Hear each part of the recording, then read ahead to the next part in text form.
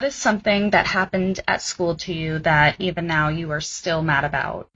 Like many other schools, my school had a dress code. Girls could not wear shorts longer than where their fingertips sat if you had your arms straight down beside your body. Now, I got monkey arms and my fingers actually touch my knees, so all the shorts that I could wear were knee length. Now, it was like 40 degrees this day, so all the girls were wearing tank tops and shorts, and little old me, I get a pair of like mid-thigh length shorts that, yes, were shorter than my fingertip length because I had long monkey arms. In the entire school, literally I could count on, I'd need like 10 hands to count the number of shorter shorts that girls were wearing. Mind you, we were like in grade 6. So at the end of the school year, when it was that 40-degree weather, I decided to wear mid-thigh length shorts. Very modest and very ugly. And we had just finished a dance class because I went to an arts public school. The guys were parading around shirtless, and my dance teacher stops me and goes, "Now, sweetie, you can't go to the event tonight because we had a school trip wearing that because it breaks dress code." And I was like, okay, I don't have anything else to change into and I can't go home because we're going straight to our trip right after school. And she goes, okay then, call your mother.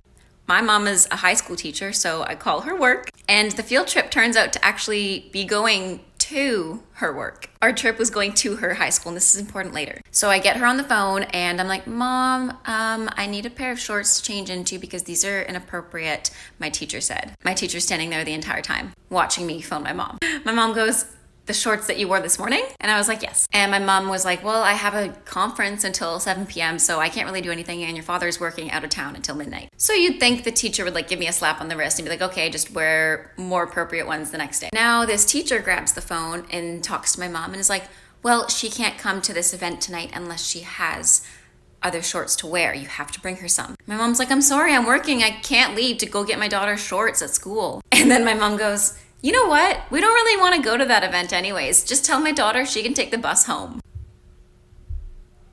I had complained to my mom about this event every single year that happened. It was like this singing show and I hated singing. So my mom was doing me a favor here, or at least trying to. And my teacher was like, no, this is a mandatory event. She has to go. And my mom says, well, she can't go because she can't wear shorts. Don't let her go.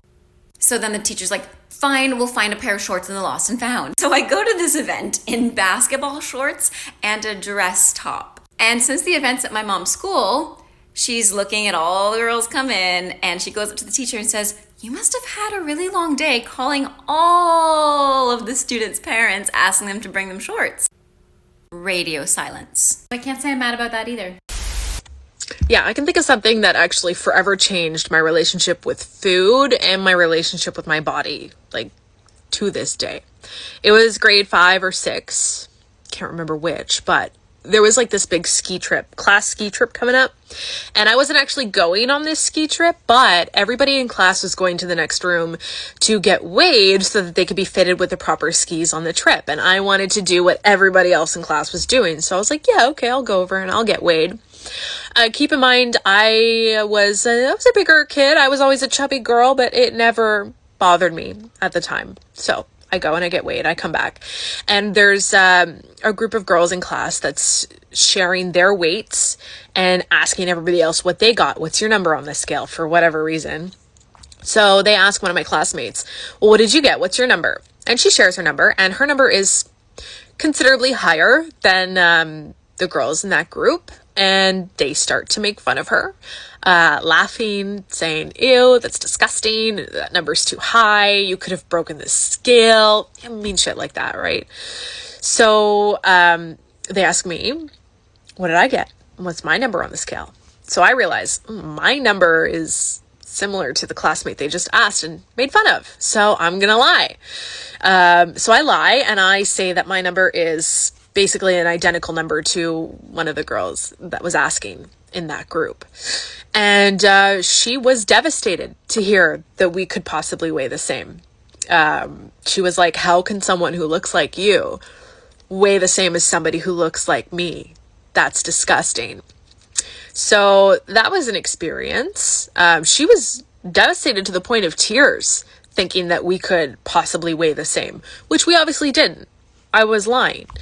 But that moment has stayed with me forever since that day. And I feel like my relationship with my body and food never been the same since then. So yeah, kids can be cruel.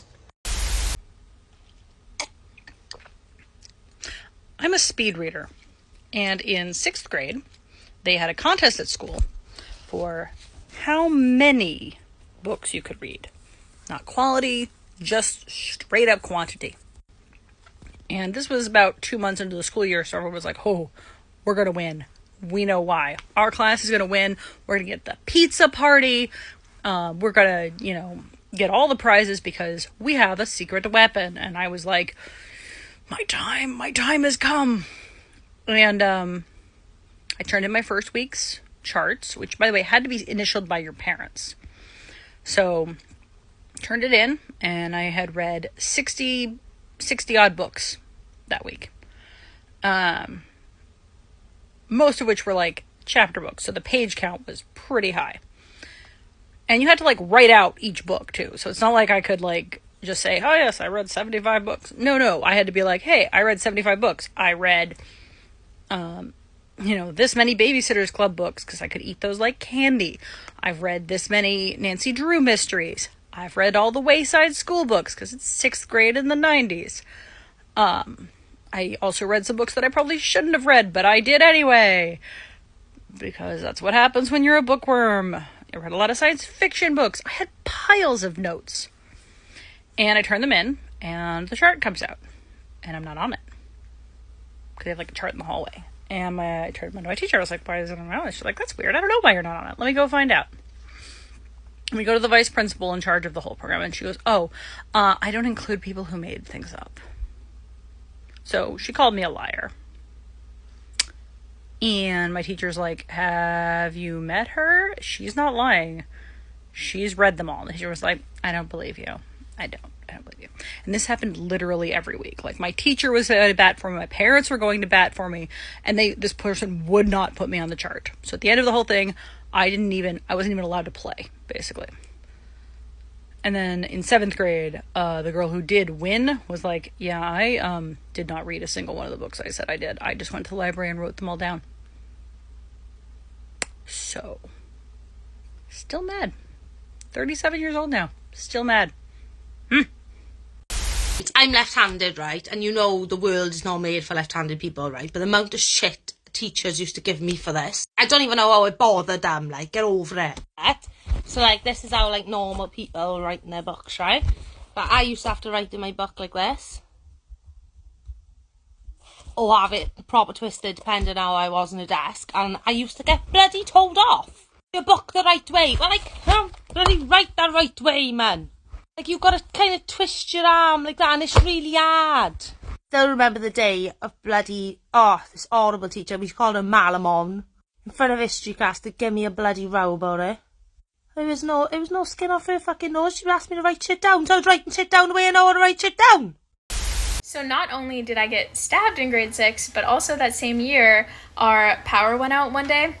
So we didn't go to school. We thought the power was out for everyone, but when we biked to the corner store, we noticed all the kids playing outside at recess, which was kind of weird. But I guess my teacher had saw me, and when I finally went back to school, he confronted me about it and like started freaking out, was like, why weren't you in school? Don't lie to me. And I told him like, oh, the power was out. Like, that's why we didn't come. And he's like, you're lying to me. Obviously your power is not out. Everyone else has power. Why would your power be out? And he like flipped out, and I started crying because I felt like I was being like attacked and I was telling the truth. I don't know why he thought I was lying.